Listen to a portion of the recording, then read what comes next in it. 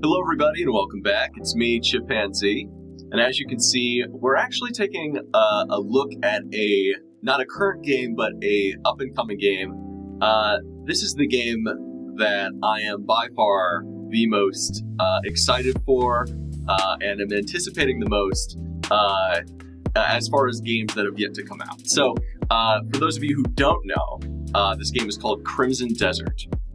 It is made by Pearl Abyss, who, as far as I'm aware, have only created one game so far. And the game that they've created is an MMO. It's called Black Desert Online. I have played a little bit of Black Desert Online in the past. And as far as MMOs go, it's actually pretty solid. However, that's not, it's not my love of Black Desert, because I am like kind of lukewarm on it. Like, I had fun when I played it, but I only played it like a few times.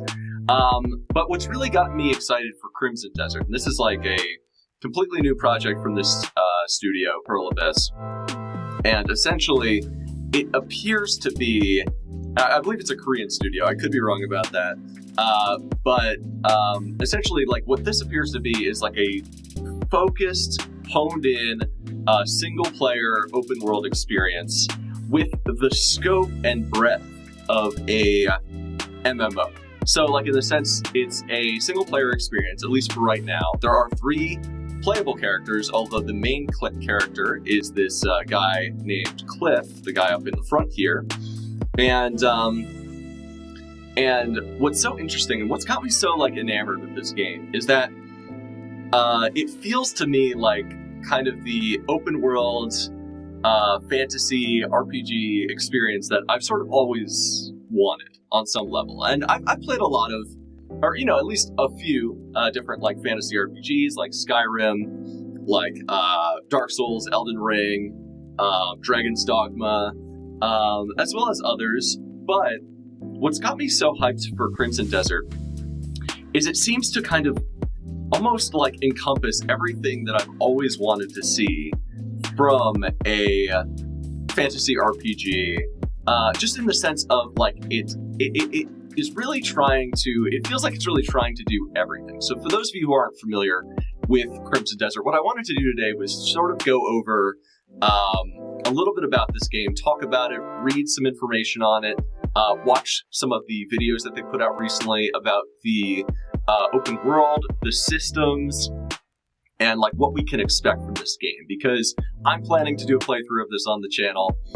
So yeah, I want to see if, this is something that you guys would be interested in as well. Whether you are or not, I'm still going to play it. I'm still going to upload my playthrough to the channel.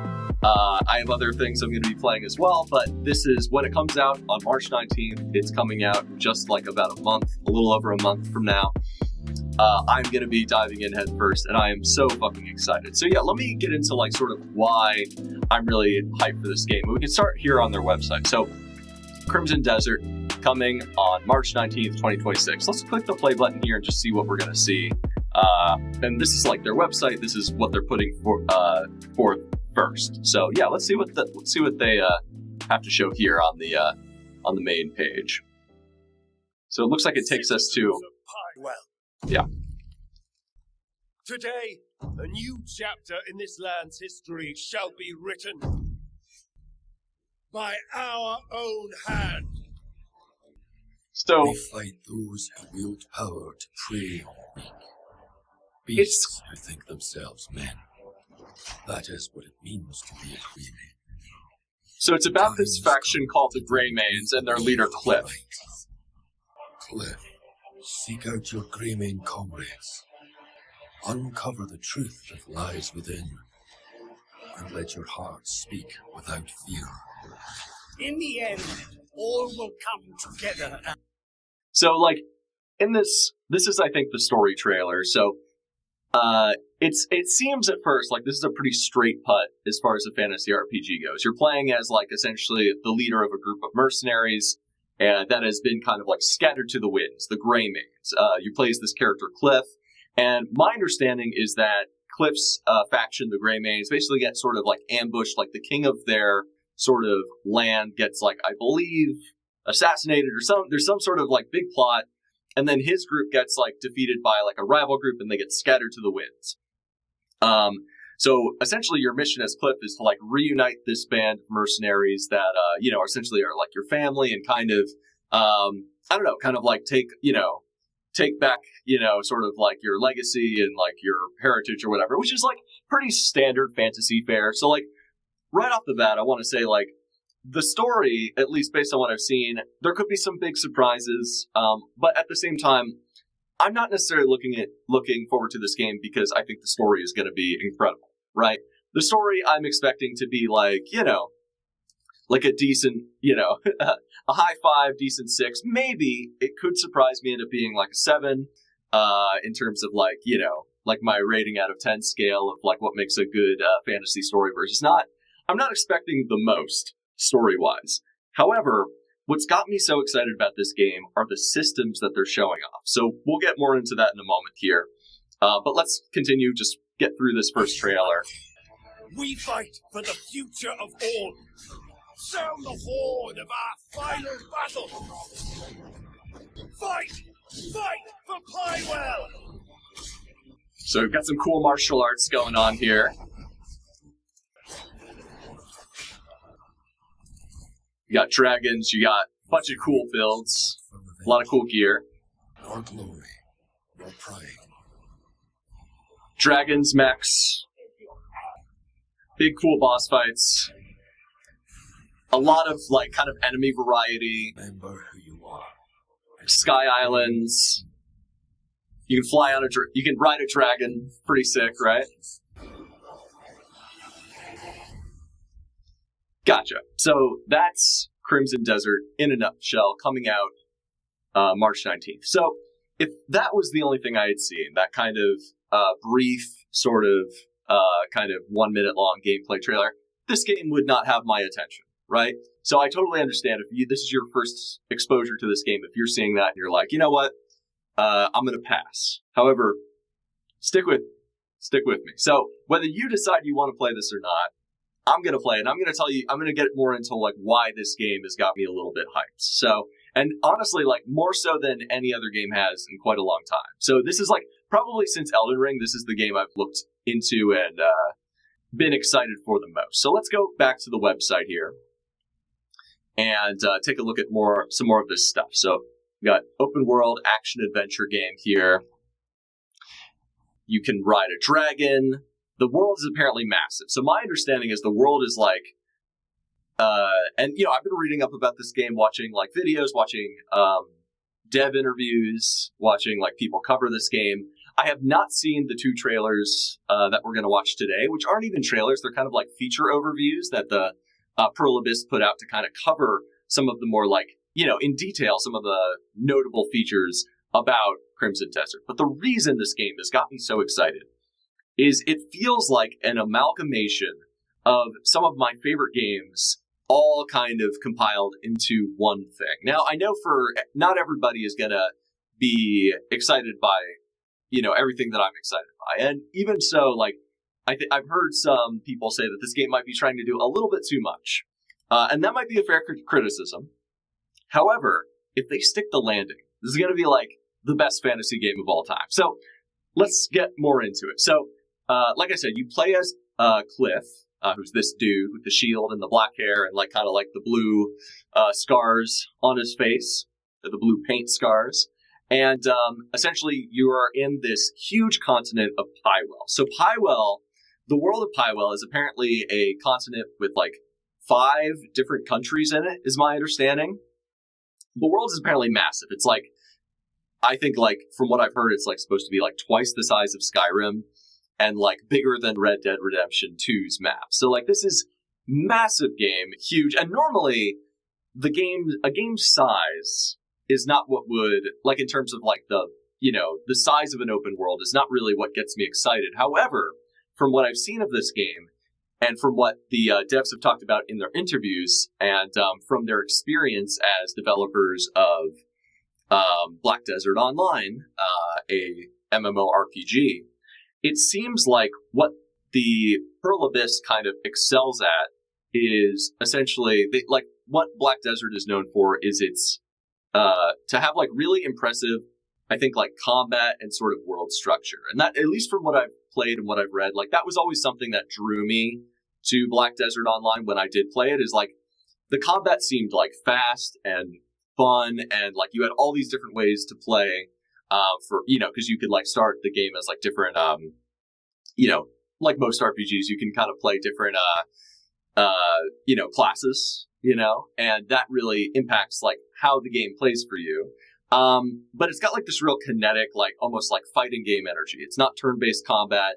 It was like kind of this kinetic fighting game, and that's kind of what drew me to Black Desert Online and what made me want to give it a try.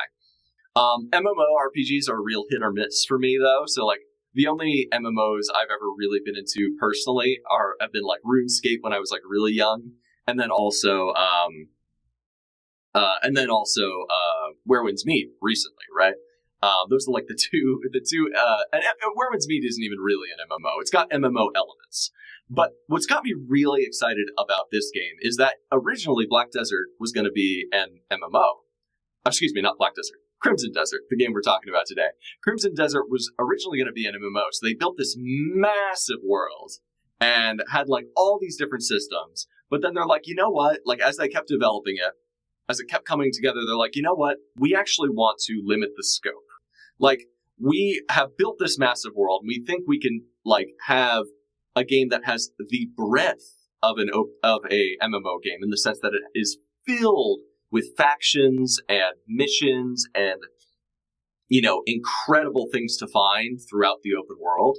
A ton of incidents, a ton of like interactivity. You're not just like, on your horse the whole time, like with nothing in between you and your destination. You're like at least from what I've heard from the dev interviews, is that you're constantly going to be like, like just like line of sight. You're going to be seeing things in the distance on your way to your objective that you're going to be like, wow, that looks really interesting. I want to go over there. You might run into an NPC on the road that leads you into a whole like side mission. And that's one of the things I really like in open world games, is when there is that incident, when there is that like interactivity, when they do introduce these systems and different ways to interact with the world. And that's got me really excited. That's one of the things I really love about Where Winds Meet. I think that game does an excellent job with kind of having, just like everywhere you go, you're going to find something interesting to do in the world. And just like with Where Winds Meet, it seems that Crimson Desert is not just going to be all about fighting. Now, the fighting system in Crimson Desert looks sick. So that's something I want to... Yeah, so a vast, seamless world, countless destinies await you. Await your discovery on the seamless open world of Highwell. May Solomon's blessing guide you on your journey across the living, breathing expanse of Highwell. So very cool, very interesting. So I'm going to scroll down a little bit and we'll see what else they got on this main website. A new chapter in this land's history shall be written. Okay. And then we got some like kind of character close-ups. Looks like there's a story being told here with there's like, I guess, the Black Bear faction, which are another group of mercenaries, like a rival mercenary group that like kind of ambushes these guys, is my understanding. It's kind of like one of the inciting incidents, and how the Greymanes get kind of essentially scattered to the winds. The rise of a great destiny, a devastating ambush in the deep of night by their sworn enemies, the Black Bears, leaves members of the Greymanes dead or scattered across the continent. Cliff, having lost his Greymane comrades, his family, and all but name, is determined to reunite with the survivors, rebuild the fallen Greymanes, and reclaim what was lost. But on a journey where alliances are forged, dangers abound, and mysterious factions are uncovered, Cliff will come to realize that an unprecedented threat and a destiny greater than he imagined await him. So that's the other thing, is if this was just like a story about like rival mercenary guilds, I wouldn't necessarily be so intrigued and enamored. But what I find so fascinating and unique about Crimson Desert is some of the stuff they've shown so far. So they've shown like some incredible boss encounters, sieges of like castles where you're like, essentially it's like army versus army, like the amount of things happening at once. Like I'm glad my PC here has some RAM, because I imagine it's going to be cooking it. But it's like, it just sounds like they're trying to do the most, but it's still, they've gone, they've like finished the game. Like now I think they're just doing optimization before launch. But like the game is done. It's like I think people are like playing it. Like I'm sure there are some I guess like games journalists and other people who are in the know who are getting to play it before launch in order to give them some QA feedback. Of course, they get QA feedback along the way. But yeah, I've been paying close attention to this game. Like every time I see like a new interview or like a new video or, and they're all over the place. They're on, YouTube, they're on X/Twitter. They're everywhere. This game is got people excited. And for me, nothing since Elden Ring has got me this hyped. So, all right, let's continue on. Reclaim power and reach beyond. So there are these crazy boss fights, some of which are like human versus human, or like human-esque creature versus human-esque creature. And then there are these fights against like massive monstrosities. And it's almost got like Shadow of the Colossus-esque combat in that you can interact with the environment. Like you can climb on beasts and monsters that are bigger than you. You can like use like tools at your disposal to like pick up things in the environment, like smack someone over the head with like a pillar or a tree or a like a giant like pole or something. You can fire cannons. Like you can interact with so many things in the environment in order to accomplish your goals. Plus, what gets me so excited about this game is like the fact that the world is so large is actually a bit daunting to me, and who knows if I'll even finish this game. I'm hoping that I will. But from what they've shown, I feel like I will be compelled to finish the game. But what's got me so hyped for this is the fact that there are so many different ways to interact with the world and with the combat system as well. So we'll get more into that when we watch the 2 overview videos that we're going to watch here. But it just looks incredible, and more so than even the combat. What's got me so excited is the way, like, the mysteries of the open world. Like, it seems like, and I think from one of the interviews, they've taken a lot of inspiration from games like Elden Ring, Breath of the Wild,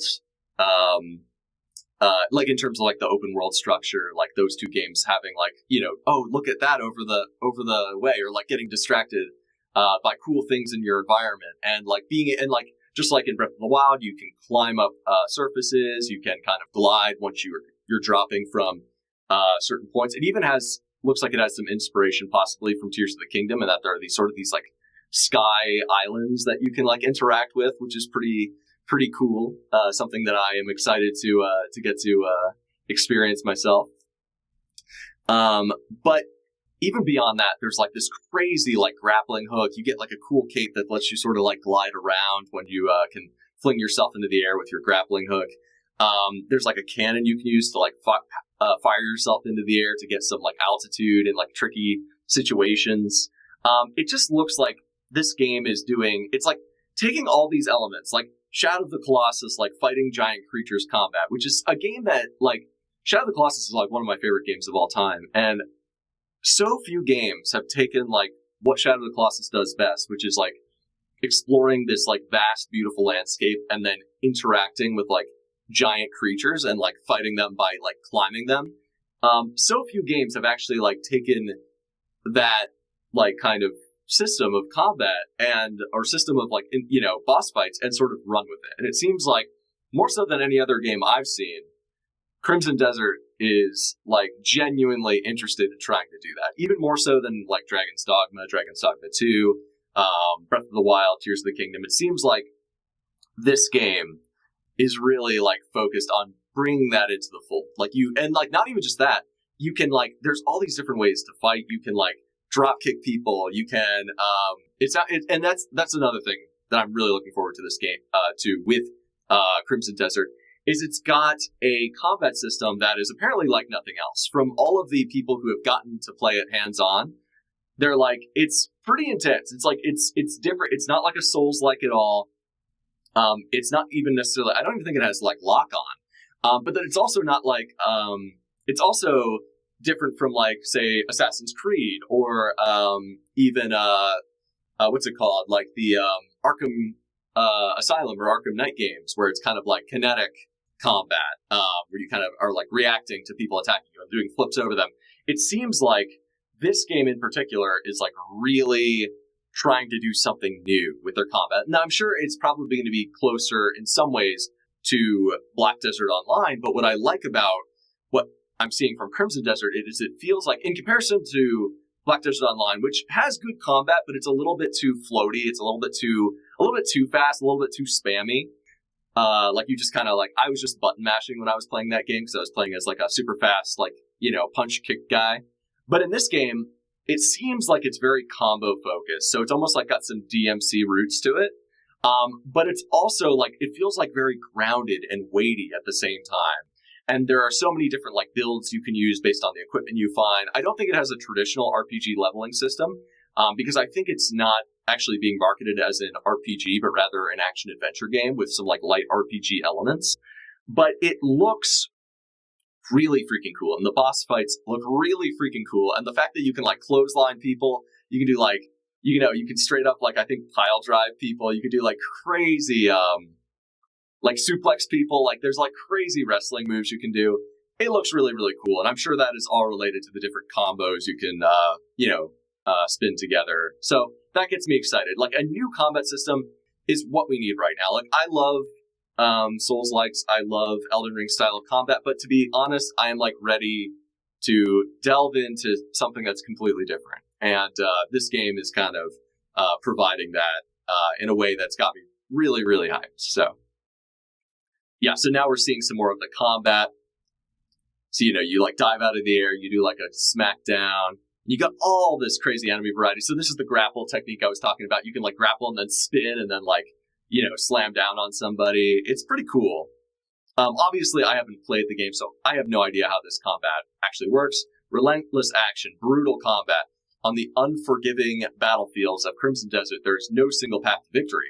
With every strike and move, forge your own way in a world where a split second can decide your fate in fast-paced, visceral battles. So that's got me really excited. Like just a brand new combat system, unlike anything I've seen. One that seems like a little bit like faster and more like faster than like a lot of other kind of like combat systems I've seen at least in terms of like when it comes to like comparatively to other open world like fantasy games that I've played. So like this looks like way faster than say something like The Witcher 3 or Elden Ring or Dark Souls, or even in a lot of ways I would say much quicker and fast paced than even something like Dragon's Dogma, which has some of the kind of fighting game elements. But my understanding is this game feels a lot more like a fighting game because it's very combo heavy. You have all these different different weapons you can use, these different moves you can learn. And one thing I've seen also is like when you beat a boss or something, you can actually get you can actually like equip a weapon or use moves that they use, that's like one of my favorite things in games. It's like when you defeat a strong enemy, you can start to like, integrate their techniques into your arsenal. So I think that's awesome. I'm really excited to play around with it and get to know the combat system. Hopefully I will mesh with it. Hopefully it'll be something that I really like. I imagine I'll like it on some capacity. It might be a bit of a learning curve for me, obviously, because I don't play a ton of fighting games anymore. But the fact that it still feels weighty and still feels grounded gets me really, really excited. All right, so let's keep moving. All right, so now we got some of the different things that they've shown. So there's the release date trailer, which we've seen. There's 50 minutes of early gameplay. I'm not going to watch that. So let's do the Cliff in the Open World of Pywell, and then we'll do combat and progression. So yeah, let's watch this video and get into this.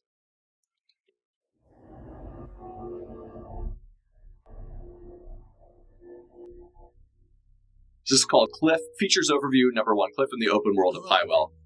Welcome to the first Crimson Desert Features Overview video. In this series, we'll be sharing information about several gameplay features and providing a look into what you can expect when you step into the world of Crimson Desert. Wow. I mean, the world looks incredible, beautiful, so many different biomes. Protagonist Cliff and his story, as well as the open world where your journey will take place. This is the continent of Pywell, a seamless open world. Freaking beautiful, man. Natural beauty. It looks really, You'll find both vast really amazing. wilderness stretching as far as the eye can see, and bustling cities inhabited by residents from all walks of life. That's another thing I really like, is that the game feels really dense. Not just with like content, but with like unique NPCs that are all like somewhat interactable. I've also seen in the 50-minute gameplay trailer that they put out a few months back that like you can go seamlessly between kind of like cutscenes and like combat, or cutscenes and like the game. I love a game that kind of has you like having dialogue with somebody while still like having control of your character. So like it doesn't fully take you to cutscene, but you can like kind of still like have these like impactful moments with where you're like speaking with or interacting with other characters. I think that's really cool. Elden Ring does that. The Witcher 3 does that sometimes. It's always fun, and I appreciate that. So excited to see some of that in this game. As you explore, you may also come across ancient ruins and more just waiting to be discovered. But for all its beauty, danger lurks in all corners. Rival factions clash in deadly conflicts. Yeah, so the combat looks Hostile insane. forces roam the lands. And high above, in the realm known as the Abyss, The a Abyss, right? growing mystical imbalance threatens to push the world toward chaos. So pretty interesting kind of like initial sort of like overview right there, right? Like there's this massive world, these different factions. Like it seems like the factions are like kind of like an interesting part of the game. I'm not sure if you will have a choice in which factions you will get to be a part of or get to like partner with, but I'm definitely interested to see how that might like impact the story and the world and like how things play out for you. Because my understanding is there's a lot of things that, just like with Elden Ring, there are a ton of things in this game that are completely missable that you might just not get to see unless you either do a lot of like post-game content or do a second playthrough. So that's exciting to me. I love when a game is confident enough in itself to basically have things that you can miss, and sometimes big things that you can miss. So I really like that sort of approach to game design, and I'm glad they're taking that approach here as well. This is where you step in. Here, take these wings. So some of the character designs are a little generic. It's time to return. So this is where the Breath of the Wild sort of comparisons sometimes get pretty cool, is that you can like jump off things and then like kind of free fall, and then when you get close to hitting the ground, or when you like want to kind of stop your fall or slow your fall and kind of go into a glide, similar to Breath of the Wild where you have the parachute, like the glider. In this game you have like a cape, you have a cloak that then kind of like turns into feathers and allows you to kind of like float and sort of like glide down and like kind of do a controlled fall. I think that's really cool. That's one of my favorite features in Breath of the Wild. I'm glad they're doing something like that here. It seems like this game is taking a lot of influence in some of its systems from the Zelda games, which is really exciting because I like those games. So always love to see good inspiration be taken from good games. And it seems like this game is taking a lot of like some of my favorite aspects of a lot of my favorite games and kind of bringing it into one, which is why it's got me so hyped. You will play as Cliff, a formidable warrior of the Greymanes, a faction hailing from the region of Payloon. Payloon. For their commitment to peace, the Greymanes have long fought for their homeland's unity and protected the innocent. He says as he completely bodies two people. Just like, yeah, man, I love peace. Yeah, no, stop fighting, you two. And just like completely beats the shit out of them. Obviously, we don't know the context of that scene, but I mean, this is a very much a fighting game. I don't know if it's a diplomat game like The Witcher can be sometimes, where you might have more options. I don't expect this game to be like as option heavy in terms of like how you can approach different situations as something like The Witcher. I'm pretty sure they have not alluded to that. So I wouldn't go in expecting something like that. There is Blood of the Dawnwalker that is coming from, I think, previous people who used to work with CD Projekt Red. That game looks like it's going to be incredible. If you're like a big Witcher fan, I would say wait for that one. Not to say that this wouldn't still be a fun one for you, but this feels like this game honestly to me, it feels like Breath of the Wild meets like a little bit of The Witcher, like just in terms of like aesthetic, but then it almost feels more like Breath of the Wild, Red Dead, The Witcher, and like Black Desert Online had a child together. all four of them had a child together and created this game. And the Red Dead, I'll kind of talk more about where I see some Red Dead influences a little bit later. Cliff, his fellow Greymanes are family in all but name, and he has fought with them side by side, determined to preserve unity in their lands. So it seems like there are these like sort of like kind of character and like kind of sort of like party building moments where you get to like as you continue to sort of gather your Greymanes into sort of and like find your former comrades and bring new people into the fold. You kind of have like a base of operations where you can just like hang out, like rest and party. And that way it reminds me of Red Dead 2. So, in that Red Dead 2, like you have the camp where like you and all your different like, friends and people and like, come together to kind of have like a nice like sort of home base, which I appreciate. But we first join Cliff in the days after that peace is shattered. Gian has fallen, and with the great leader's death, our land, Pelun, once unified, has been plunged into chaos. And now, a bloody battle unfolds on Earth between the Greymanes, who fight to uphold his will, and the Black Bear forces that seek to set it aflame.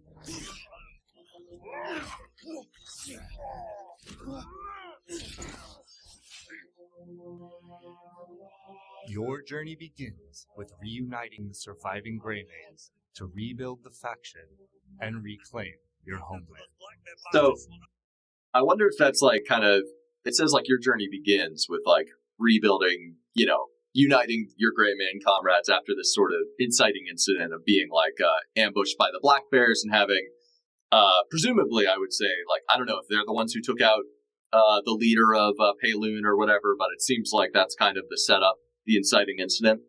And now there's like a civil war kind of for like, I guess the future of Pelun, the Greymanes, I guess, were loyal to that faction or loyal to that leader.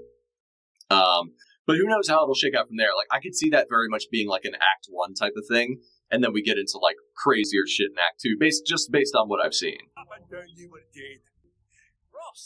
But as you venture farther, the clearer it will become that the fate of more than just the Greymanes is in your hands. Forces of greed and malice wreak havoc across the continent, while a far greater threat emerges. The gazes of dark forces are fixed on the Abyss, a mysterious realm that holds power beyond imagination. And in doing so, yeah, so this is where the game starts getting cool. Unknown world and the continent below. You have like people using like crazy like magic powers and like these guys are just forming out of crows. And lie scattered across Pylo, defeating those that seek to use these remnants and restoring the Abyss's broken balance will be an important part of your journey. The Abyss holds what the world itself. Yeah, it seems like that's going to be like the lion's share of the story. What's behind it? Pure power. Raw. Like the Abyss is kind of like where the story really gets like pretty crazy, I think. If we fail to do so, countless lives will be lost. We can't do this alone. And it also seems to be like the Abyss being like, or like the sort of like kind of mystical forces of this world seem to be like where most of like the really cool elements of this game come into play. Like you have like these giant monsters, these like magicians, these crazy creatures. Like that's where like it seems like the coolest boss fights are coming from. Like they seem to have like kind of like magical powers in some way. So you'll see what I mean. It seems like it's a pretty interesting element of the story which influences the gameplay in interesting ways. Naira, Gather all of the Greymeans. Consider it done. Take focus! They're all fucking dead!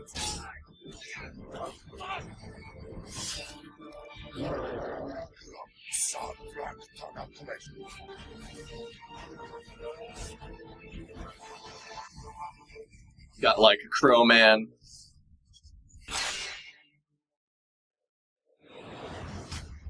Looks pretty epic.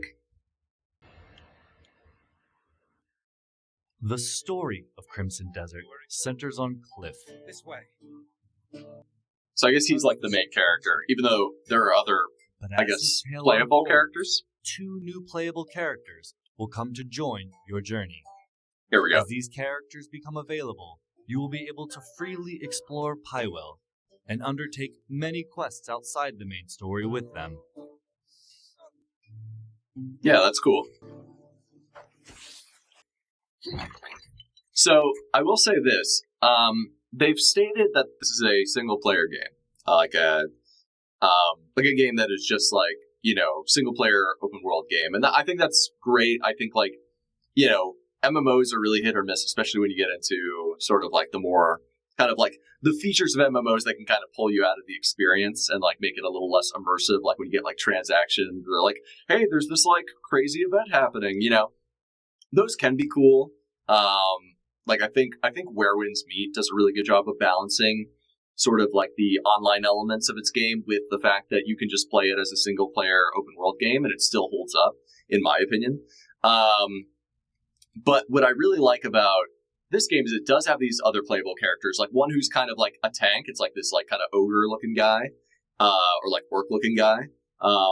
And then this girl character, and like you have Cliff, who's kind of like the well-rounded, like sort of you know, kind of quality build type of character, who you can kind of, depending on your gear, you can kind of play him in different ways. Then you have the girl character who's super light. She does like backflips, she does like spin kicks, all this crazy stuff. She has like, I think like a Gatling gun or something.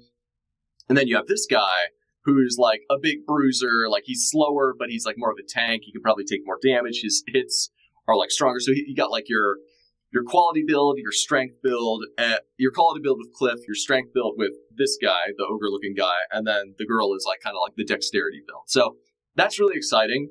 I was watching a Luke Stevens video where he was apparently, he's kind of like a games journalist. He sometimes is in like more knowledge than your average person because he gets like invited to events and, you know, can kind of get some like insider information. Although on launch, this game is going to be single player, because it has the 3 playable characters, some people, including Luke, have suggested that, or heard through the grapevine that they might potentially in the future, not like right away, but maybe like a year or so, like down the line after the game's been out for a little bit, they could introduce like a DLC or like an update that includes like a mode where you could do co-op. Although I did see an interview where he asked their press guy, like straight up, like, are you guys planning to do like co-op at any point? And he said like, no. So that could be total BS. But it could be something that gets introduced later, based on what he said. And maybe they're just playing their cards close to their chest. It would make sense with the 3 playable characters to have that as an option. I know, other single player games, like for instance, Ghost of Tsushima started as a single player game, but then eventually launched with like a co-op mode and like a PvP mode. So it's possible. You never know. If the game is successful, that type of thing could get added down the line. So we'll see. I think that would be really fun. I think a world like this would be really fun to explore with friends in like a co-op, like a seamless co-op style. Not like a fully... I think it would be a bit weird to have PvP in this game, but I think like seamless like 3-player co-op would be really, really cool. So... or at very least, maybe not even seamless, but some sort of 3-player co-op mode would be fucking awesome. Because it's the type of game that does feel like it would be really fun to be able to play with other people, at least in a co-op capacity. So I'm not getting my hopes up for that, but, you know, it's something to keep an eye out for. And even so, I think the game on offer is still really, really cool and worth looking into. Each character has their own combat style, as well as unique skills and weapons, allowing you to experience the world. She's just straight up got a pistol. And she's like super fast. Now this guy's got a whole ass cannon as an arm, I guess. So this guy's a little bit like more heavy, more of a tank. Pywell is made up of 5 regions. Okay, we each got holding Hernand. Stories to be told and discoveries waiting to be found. Cool. Payloons, this is where they're from, the northernmost region of Pywell. Wow. And they all like have a very like unique and like distinct kind of like look to them. At least to me, I think so. Yeah, there's one place that Delesia sounds really cool because there's like you can straight up like pilot a mech later, so it sounds like these guys are like the most technologically advanced. And that's one thing I really think is cool about this game. Is it's got like it feels like a real world and like these different factions, these different kingdoms within the continent of Pywell all seem like they have like unique and interesting aspects to them that make them distinct from one another, both in I guess like the skills you can learn by I guess going to that region and like, you know, kind of interacting with the story and the mechanics that you would learn there. And then also, and then the open world there as well. But then also like kind of like bringing that to the rest of the game. So I think that's really cool. I think one of the things that I'm really looking forward to, and this is something that was said in one of the interviews with, I think, their press guy, who I believe is literally named Will Power, which is pretty funny, or Will Powers. But he did an interview that I watched, which I thought was really interesting because he said that, like, you know, this game, to him, like, he felt like playing Elden Ring in the sense that, like, he would just, like, kind of go over a cliff or go over a hill and, like, just discover something new and be like, you know, I want to go that way. And it leads him down, like, a whole rabbit hole that takes him completely off the beaten path that he started on.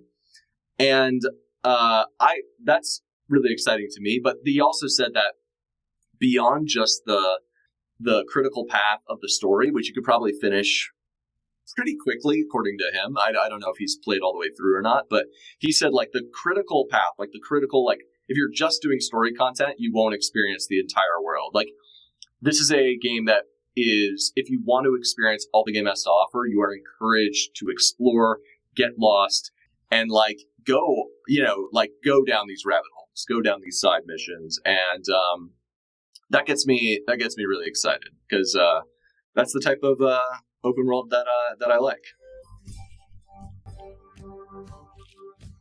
So I guess this is the namesake, the Crimson Desert.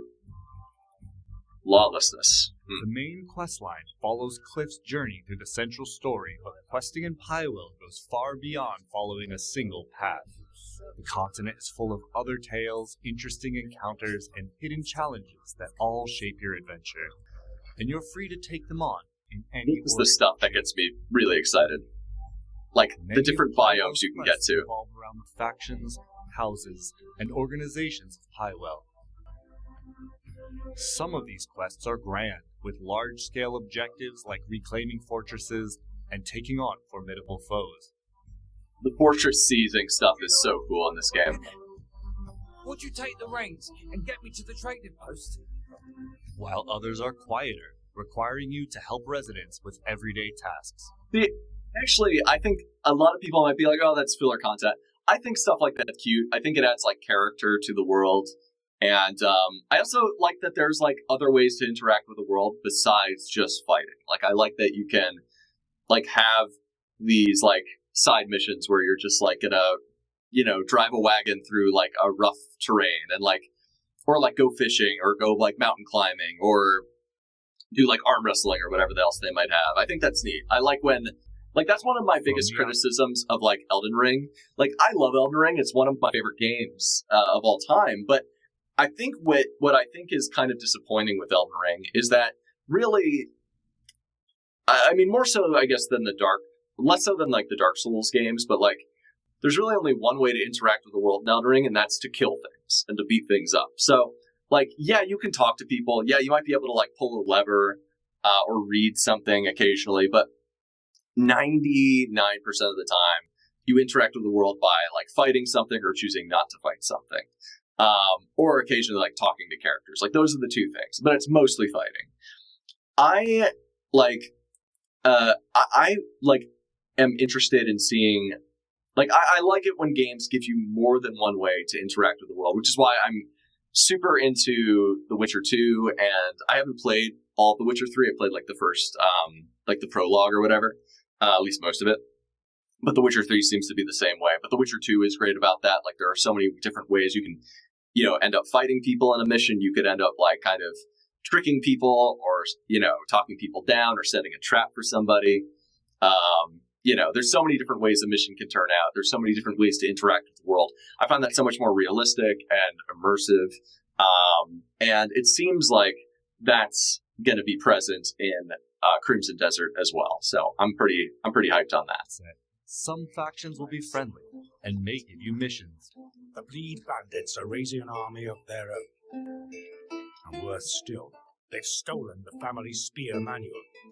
My son Graham went to reclaim it, but he's gone silent. With the rest of my men serving the Duke, I find myself in need of your aid.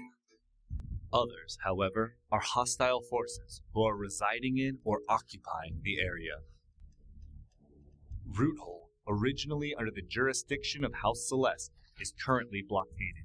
I love that flying kick, man. Forces of Gwen Craver. Flying roundhouse.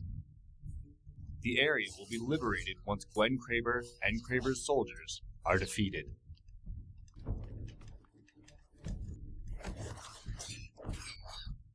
Ooh, you can see the combos, like the way you move from like one attack to another is a big part of it. That's cool. Roothold is now back under the control of its rightful faction, House Celeste. I wonder if you'll... So one thing I do wonder is, like, it seems like this is probably going to be a little bit more straightforward than a Witcher 2 or Witcher 3, in that, like in Witcher 2, you can, like, literally end up on two different sides of a war, basically, depending on, like, the choices you make in Act 1. You end up on different sides of warring factions in Act 2. And you basically have a completely different Act 2 depending on which side you decide to you end up joining based on your actions in Act 1. I don't think this is going to be quite as, like, gray in terms of, like, I do think there are certain... There might be some decisions you can make, like legitimate decisions that impact progression and the type of like missions you take part in, or like you could end up like getting on bad terms with somebody. I know there's like kind of a lawlessness system, like similar to Red Dead, where like if you steal something, like if you steal someone's carriage, you could get like a bounty or something, which I love. Like I love that's an element in this game that that you can't just get away with stealing shit or like killing somebody, like a random NPC who isn't hostile to you. I think that's great. But on the other hand, I don't think it's going to go quite as in depth as something like The Witcher 3 or The Witcher 2 even. So, but that's okay. I'm not really expecting that. I think this game has a lot of other things going for it. I wouldn't expect it to go that far in sort of like the kind of non-combat RPG elements. But we'll see. It could end up surprising me. So.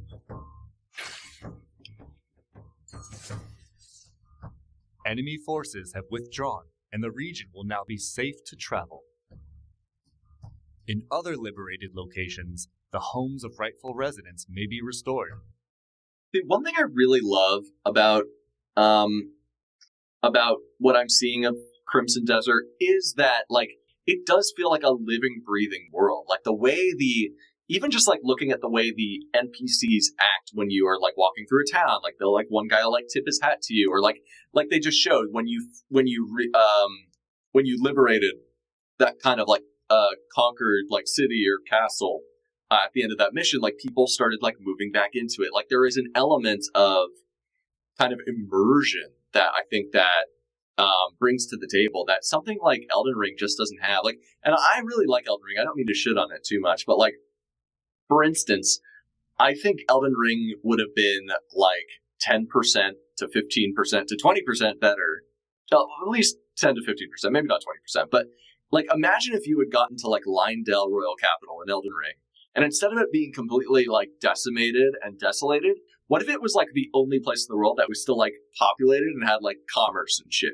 But like, that would have been so wild and like would have completely like been such a switch up from FromSoft. But I feel like FromSoft, as much as I love them and as much as I love their like decrepit, desolated worlds that are kind of like this echo of the past, I do think they lean on that a little bit too much. And I would like to see their take on like on an environment or a world that is more populated, that is like not like so dead. And I guess like you could say they sort of did that with Sekiro, but Sekiro still feels like it's like a place in the middle of like a calamity. There isn't, there's like just battles like and stuff. It's not really like you can't interact with it in like peacetime, or like when you liberate something, it doesn't just become like a normal place again. So I think that's really cool that they're going that direction with Crimson Desert. It's one of the things that's got me really excited because it adds an immersive element that I like. So excited to see how far they'll end up going with that. Rewards for faction quests will be helpful in your character progression, from meeting new merchants to receiving equipment for your journey and gaining access to resources like lumber, stone, and other materials you'll need to rebuild the Greymane's home. I wonder how far they'll be able to go with rebuilding the Greymane's home, if it's just like a camp settlement or if you can actually like create like a town or like a little kingdom all your own. That would be interesting. I wouldn't expect that, but I know with Zelda they did that. In Pywell, exploration is more than travel. Okay. It's discovery. Okay. Whether it's finding Okay, I gotta say this, guys. I gotta say this. More so than anything else I've seen, this section, exploring the continent, this has got me so fucking hyped, dude. Because, like, I remember when Elden Ring came out, I've always wanted FromSoft to do a level, like, with, like, giant trees, and, like deep forest giant trees. They've never done it. Like, the coolest aesthetic in a FromSoft game to me is, like, the Ash Lake aesthetic. And specifically, my favorite part, the part of Dark Souls 1 in Ash Lake that gets my imagination firing the most is when you run down the path in Ash Lake through, like, kind of the beach and, like, that sliver of sand, and you end up finding the ancient dragon, and he's just covered by all these, like, arch trees. It's like that. I was like, damn, I wish this was like a whole level and not just like the end of a critical path. The fact that Crimson Desert, this is the first thing they show off. You got a Baba Yaga, like, fucking walking house thing, like, that you see, like, in, like, kind of like fantasy, like, Norse or like Celtic fantasies. That's fucking awesome. You got these giant, like, redwood forest trees.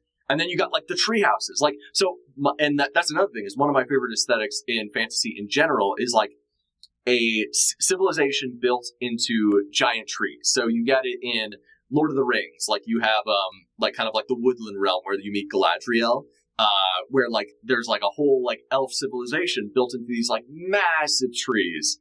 And it's, like, got this, like, natural fortification because it's, like, everything is sort of built above, like, normal kind of, like, ground level. They also do it in Avatar: The Last Airbender with, like, Jet and his freedom fighters who live up in, like, these tree houses. It is my favorite aesthetic, like, literally ever.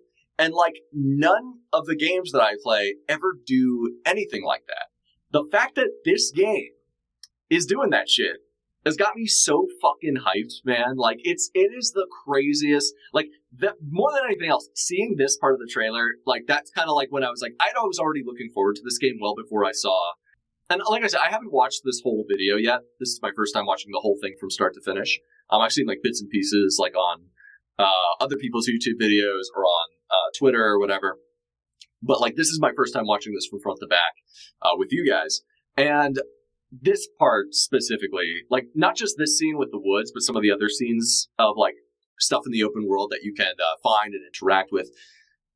But this part where you get to the woods, once I saw this, I'm like, this is now, I think this was like my second or third most anticipated game. It immediately jumped up to number one for me. And this is just a personal thing. I know not everyone cares about this aesthetic or this sort of environment in a fantasy setting. To me, this is something I've always wanted to experience in a fantasy setting. It has never been done to my satisfaction.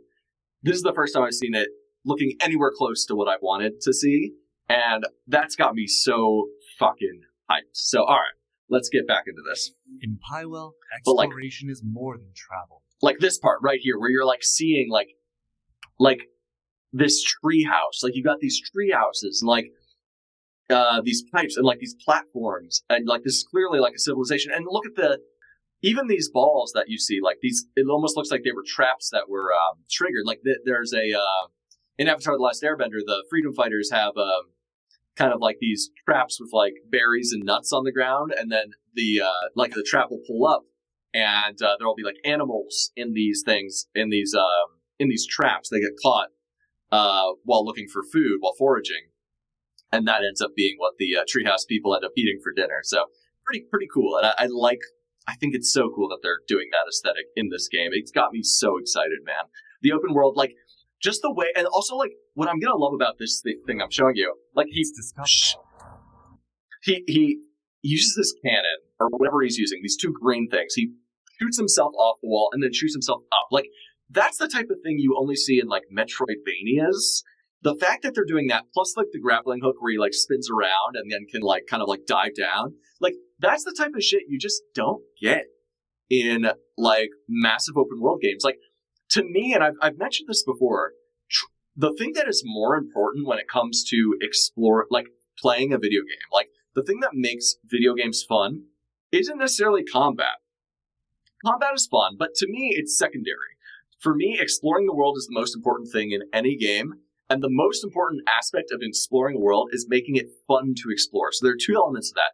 Making the world interesting and, like, you know, like, enticing to explore, which is mostly like environmental design, having like, you know, like either like a mystery or like kind of a like something that you want to see, like feeling like your exploration is worth delving into. But the other aspect is making it actually fun to explore, which is all about traversal. Traversal is the number one most important goddamn thing in video games. If you can make the act of exploring a game world fun, whether that be like having like a cool, like, you know, and like interacting with that, specifically interacting with the world, right? So like in one of my favorite games of all time, Prince of Persia: The Lost Crown, the thing I love about that game is not only that the combat is great, the exploration, like the world itself is so interesting and so enticing. The story is interesting, like kind of exploring like mythological, like Persian mythology through this sort of like time paradox, like kind of storyline where you're able to have like these crazy like abilities where you can like sort of like jump dash, like freeze a version of yourself in place and then like jump to a thing and then, you know, rewind time and then, you know, do like a double jump while you after you dash. Like, it's just so cool. And it's one of the reasons why Metroidvanias are like one of my favorite genres. And why Prince of Persia is my favorite Metroidvania. It's just that it's so fun to interact with that world. The act of exploring, the act of trying to get to somewhere by using all the tools in your arsenal. And, you know, maybe you're not even like, maybe it's not even play tested, but maybe it is, you know, you just never know.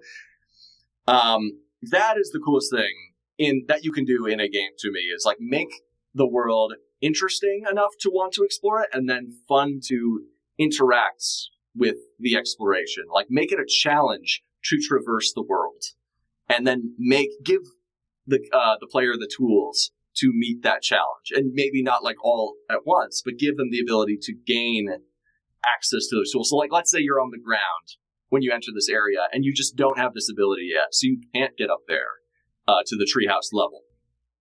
But you know that there must be a way to get up there, so you keep exploring the world, and eventually you find these green tools, these green like cannon blaster things that he's using. And then that's what allows you, you're like, oh shit, now that I got this, I can go back to that area that I couldn't get to before, and I can try to use that ability to get me past that place that I couldn't get past before. So that's like a big thing in Metroidvanias. I think it's so fucking cool that this game cares about that. It cares about making traversal interesting, making it fun. You're not just on a horse the whole time. You're not just running from point to point. You are, in fact, like using your different like techniques that you can like learn and equip to overcome traversal challenges. That is sick. That is what the best games do. I'm so excited to see that here in this zone. So it's not just the design of the zone, treehouse kind of aesthetic in like a deep like wood filled with like giant massive trees. it is also the way you traverse the world. This game has got that shit on lock, and that's why I think this game looks dope as hell. And then he uses the cape to glide down. Whether it's Sick. finding undiscovered points of interest, hidden treasures, or simply a vantage point to take in the view. Goddamn. Looking good. There's much that will draw your curiosity to wander.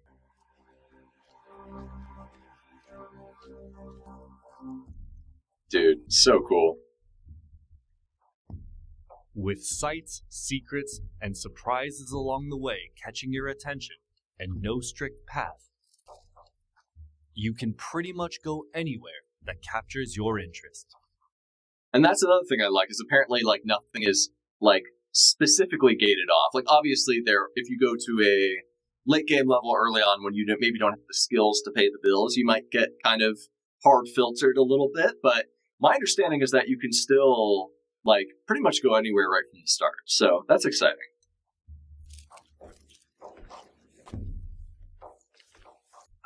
This is a cool zone. Like, this building looks like kind of like a pagoda, which is interesting because this is not like, oh, this level also looks amazing. Like this kind of like skyscraper, like castle thing. A trusty Like, this is clearly like in the Crimson Desert part of like continent or whatever of the game.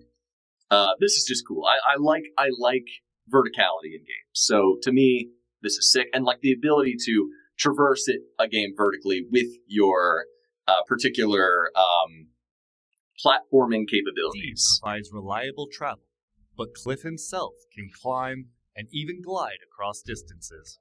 There's a grappling hook as well. Dope. You just straight up have like Zelda climbing abilities. Breath of the Wild. Sick as fuck. So cool. Further into your journey, you'll also gain access to And then you just get a missile fucking firing mech. and a dragon that will allow you to soar Dude. high above the world. How many like fantasy games actually let you ride a fucking dragon? Like, god damn, there's one thing I've always wanted to do in a fantasy game, is to ride a goddamn dragon. And none of them have ever, like, made that a possibility, at least to my knowledge. So, I mean, Shadow of the Colossus, you ride like a cool flying, like, colossi, and that's really cool. That's like one of the best parts of that game, but this is fucking sick. On your journey, you will meet a wide variety of the continent's inhabitants as part of everyday life in Pywell. Amongst them, hostile factions and enemies each present their own threats. Yeah, I mean, this looks From cool. well-trained soldiers and sorcerers to ferocious beasts and machines. This is cool, like the fact that there's like a high tech like advanced kingdom with like a machine faction or whatever. I think is pretty neat. I like that. It seems like this is a very diverse world in terms of like a different kind of challenge. this is cool too. Pywell holds many mysteries. Platforming puzzles, From awesome. ancient mechanisms hidden in forgotten ruins to enigmatic puzzles. This shit. Each rewarding keen observation and problem solving. See, I love this. It feels like they're really building something that's like deep and rich. Like this open world is just has so much you can do. And then you got the Sky Islands. Realm brimming with secrets and untold. Oh, this is cool. So you have like kind of like an ultra hand, like you do in Tears of the Kingdom, and that's really cool as well. Like it seems like they're. And that's the thing, is some people are saying, like, maybe this game is trying to do a little bit too much. It's trying to be everything all at once. I mean, I don't know. If they can stick the landing on this is going to be, like, probably the best game ever made. At least for like, my perspective in terms of games that I like. But we'll see. Who knows if they'll be able to stick the landing. But right now, seeing all of these awesome features from some of my favorite games ever has got me really, really excited. Its influence stretches far beyond its own borders, spilling into the lands of Pywell. Fragments have fallen to the world below and lie scattered across the continent. And discovering these remnants will be an important part of your journey.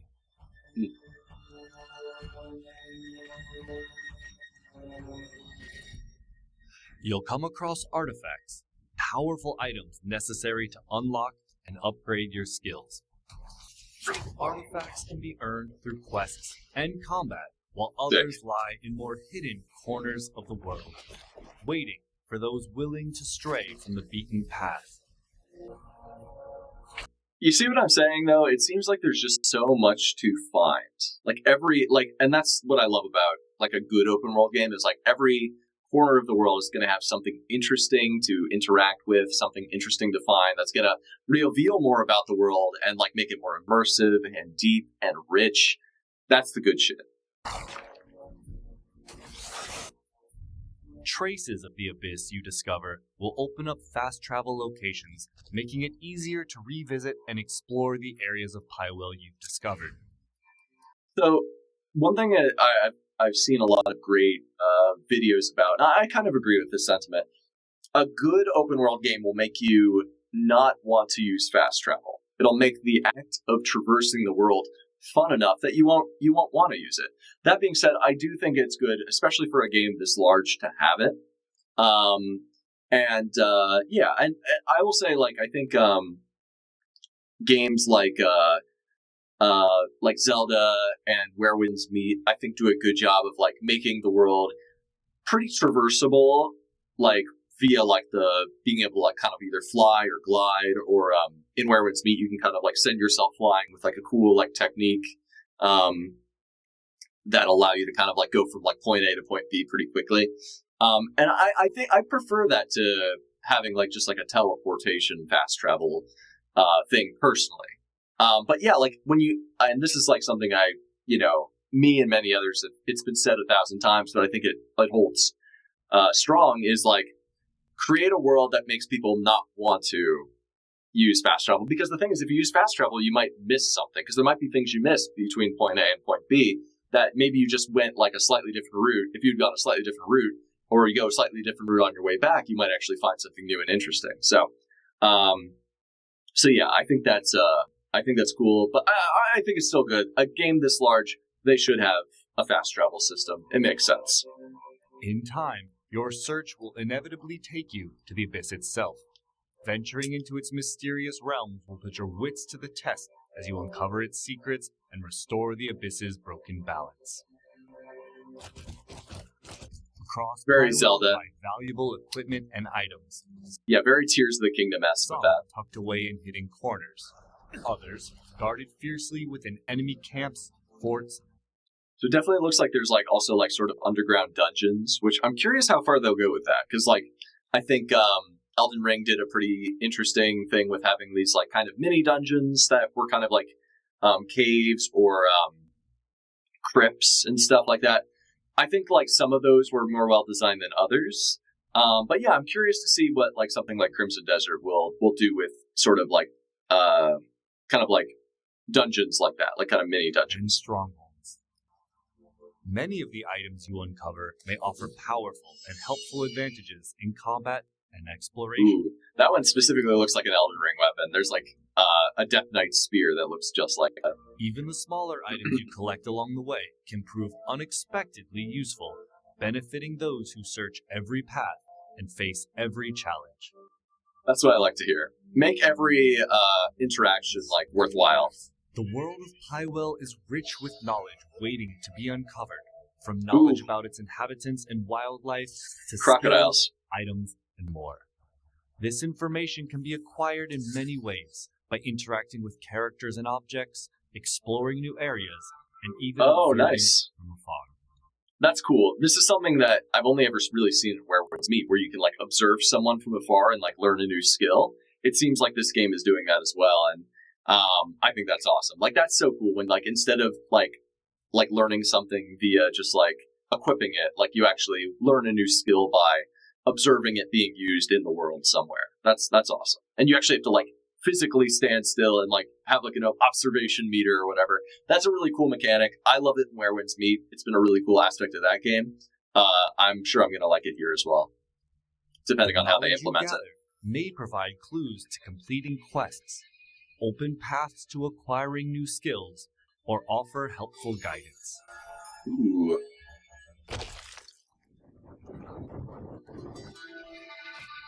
That's all for today's look at the story and world of Crimson Desert. Sick. In the Ooh. future, we'll be highlighting combat, progression, and life in Pywell, so stay tuned. So I think that's the next video we're gonna watch here. We'll see you again. Wow. Yeah, pretty dope. It looks really fucking cool. So I think this is most of the stuff we've already seen. But yeah, let's hop into the features overview part 2.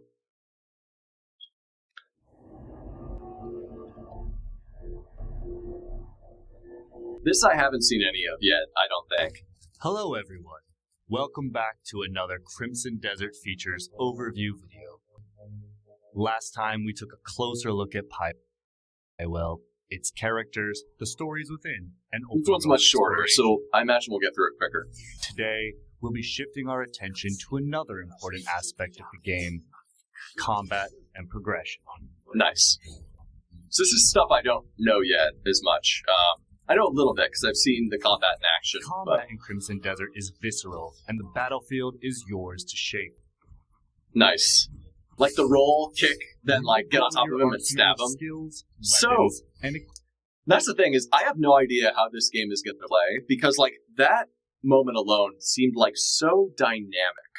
Like he like turned around, smacked that guy, did like a spin kick, like kind of like sweep the leg, straight up like Karate Kid style. Then like got on top of him and like stabbed him in the fucking chest. And like the fact that you can do that, plus like clothesline people, it feels like this is the type of game that would have to play like a like Arkham Knight or like Arkham Asylum, because it feels so reactive, like you're reacting to what other people do in real time. But no, apparently it's not. Apparently it's like more like a fighting game. So I'm hoping that I really like the combat. It seems so like dynamic and that there's so many different ways to play this. But like I'm very curious to actually get my hands on it, because who knows if it'll feel good in the hands. I feel like I'll still want to play the game even if it doesn't, just because of everything we've seen so far. But like it is so interesting, and like the fact that it seems like so like everything seems so case specific. Like that was like a specific moment where you could like sweep the leg on that guy before stabbing him. I don't know. Like I'm just very curious how it'll shake out, like how it'll operate like in real time. You know what I'm saying? Like, is this someone who's just a genius at the game playing it, or is this like someone who just picked it up? You know, I have no idea what to expect. And it'll be up to you how you use them. Sick. Whether it's an aggressive offense, Oh, the fucking drop kick. precisely timed defense,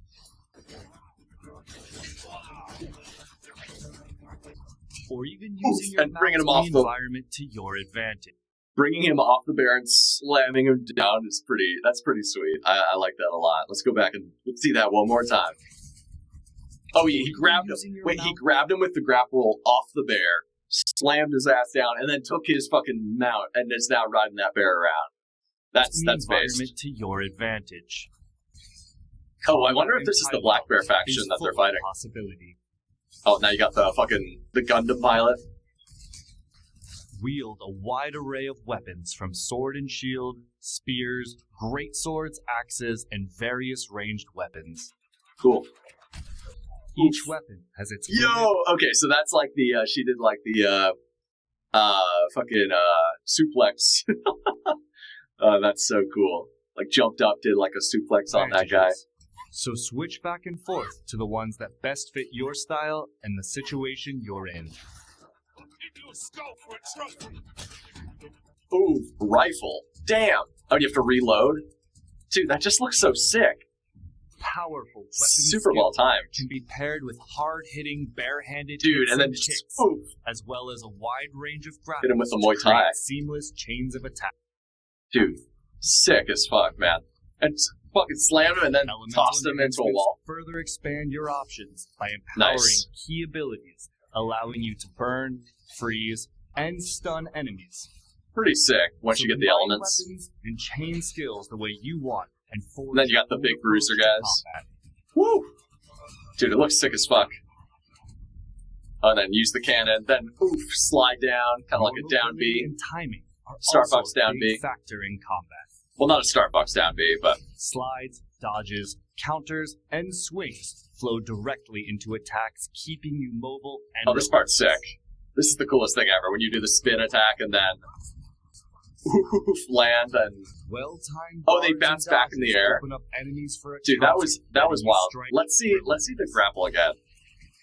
The grapple is the keeping coolest you part of this game. and relentless. And the fact that this grapple seems, it's more about like, it's less about like getting point A to point B and more about like actually like using it to like swing yourself into the air so you can like do a triple spin, get over a wall, and then like crash down. Wow. Oh, did he use a cannon? I think he used a cannon to like blast everyone and then bounce backwards into the air to like continue his hang time, like still have like aerial capabilities. So cool. Dodges open up enemies for a counter, letting you strike back and keeping up Nice. the pressure. The result Damn. is combat that feels grounded, yet explosive and Let's endlessly go. expressive. That's what I'm talking about. Like combat that, like that's what's got me so excited about the combat system in this game. Like the fact that it looks grounded. Like it looks like you kind of have to like time your shit carefully. That like your attacks have weight. That the hits that hit you, you feel that shit. Like it really. Like I hope the haptics for this game is good. I'd be pretty surprised if it wasn't. Like with the type of way they're building it up. And that's the kind of thing that I wasn't the biggest fan of in Black Desert Online. Is like the haptics weren't great. It felt like a little bit too floaty and quick. This feels quick, but like it also feels like all of your techniques, like there is cooldown time. Like you do have to, like you can chain things together for better effects, in order to like keep your momentum.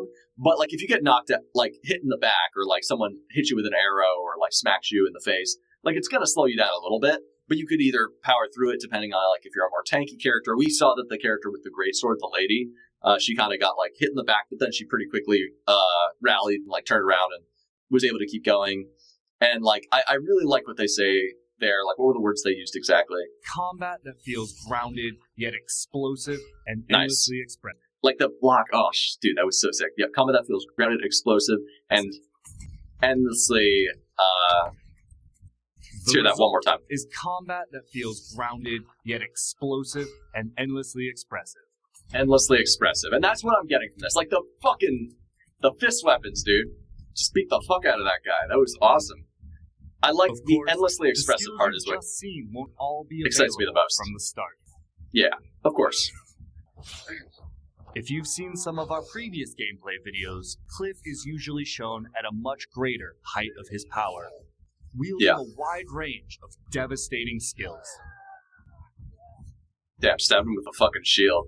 But when you awaken in the aftermath of the Black Bear's assault at the start of your journey, you start from scratch with a more limited set of abilities and equipment. Yeah. A core part of your journey in Pywell is the transformation from a survivor into a truly formidable Greymane, and you decide how that progression takes place. Cool. As we mentioned in our previous features video, you will acquire artifacts, fragments of the abyss that have fallen to the world below, through quests, combat, and exploration. They lie at the end of many trials in the possession of powerful bosses and hidden across Pywell, including Ooh, we got a little Arpanean. oasis. Nice. Acquiring these artifacts will be crucial to your progression, as they enable you to increase core stats like health and stamina, unlock new skills for more skill chaining potential, and enhance existing ones, thereby increasing your combat and exploration capabilities. Nice. Some skills and upgrades cannot be obtained through artifacts alone and must be observed firsthand out in the world. Yeah. Cool. Oh, interesting. So you can actually gain skills, apparently, like, while you're in the midst of battle. Like this guy straight comes down for, like, the flying belly bounce. And it seems like you can actually learn that in real time. Cool. Nice, You may dude. be the type to want to upgrade your stamina quickly to run and glide around the world. Yo, okay. This is the coolest game ever, man. Like, there's just so many different ways to interact with the world. I wonder if each of the playable characters have, like, different kind of like traversal methods. Like Cliff has his grappling hook, he has his like feather cape, and he has his I think those are the main two.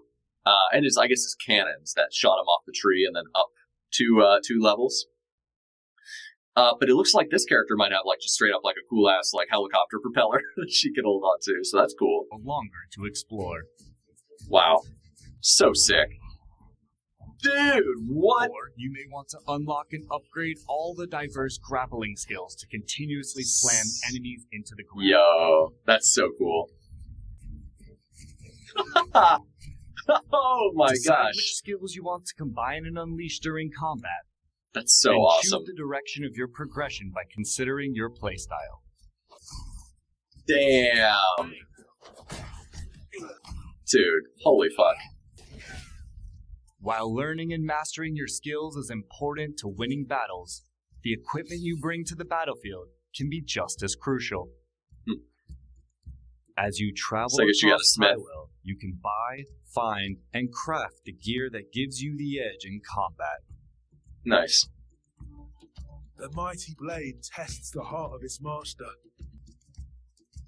Rhett and Link. Your My boy. equipment can be upgraded for higher stats.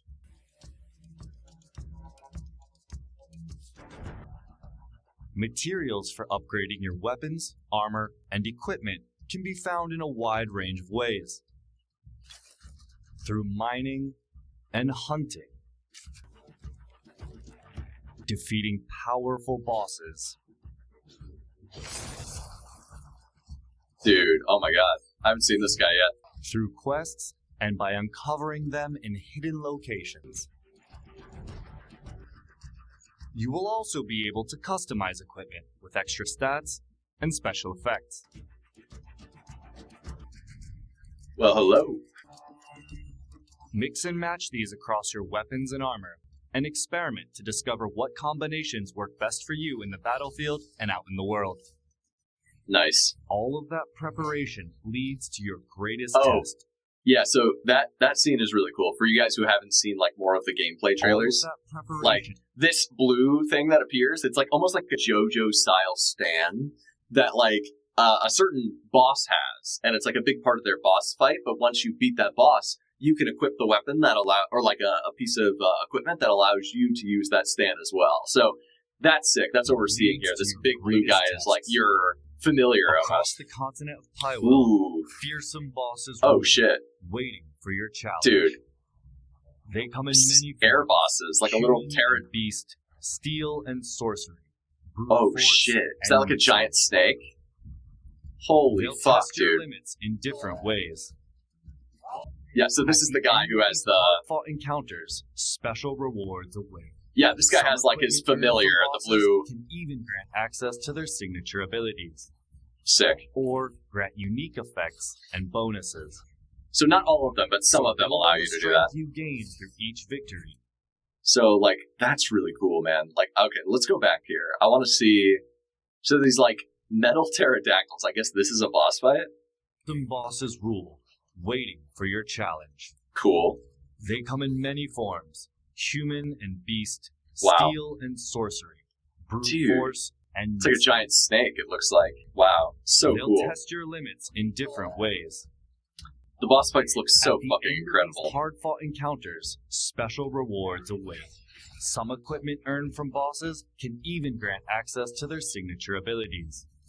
One thing I'm also liking about this is, unlike with kind of like Souls games, which don't get me wrong, I love Souls games. Dark Souls 1, literally my favorite game of all time. But what I'm liking from what I'm seeing here is that there seems to be an emphasis on kind of like taking on like battling with even like bosses head on. Like, you know what I'm saying? Like, look at like this fight with the shield guy. And maybe this is just a player who's just like not playing optimally. But At the It end looks of like- these hard-fought encounters, Cliff is going straight for the shield, like almost like he's trying to break the shield or like attack him like past the shield instead of like circling to his ass and attacking him from behind. So like that's interesting. I wonder if like the meta will be to face people head on because you might be able to actually like break the shield into splinters if you hit him with the correct attack after like a certain combo, right? That could be interesting. Or maybe if you take advantage of an opening, you could like once he attacks, you could like bent the shield aside, or like flip him over with a grapple technique.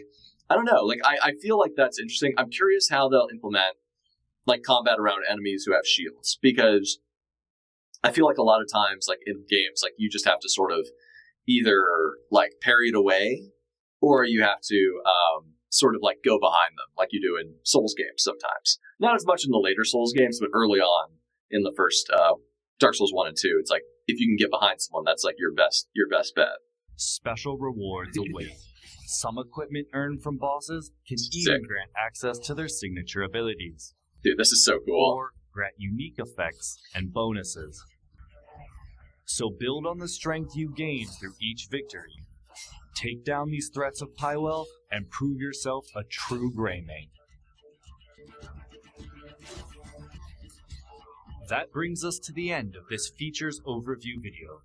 We hope you Nice. look forward to Crimson Desert's combat and your progression journey as you explore and fight across Pywell. Cool. Thanks for watching, and we'll see you in our next and final features overview video. Damn, what was that? He shot like a ton of bombs with his Watching, and we'll see you That's in our crazy. next and final features overview video. Wow. Just like carpet bombed them. Holy shit. Whoa, okay, we gotta see this part. Don't you just shoot lasers? Holy shit. Nice. Oof. The suplex. Oof, nice. They are making strength builds look pretty fun. Although all the characters look really fun, not gonna lie.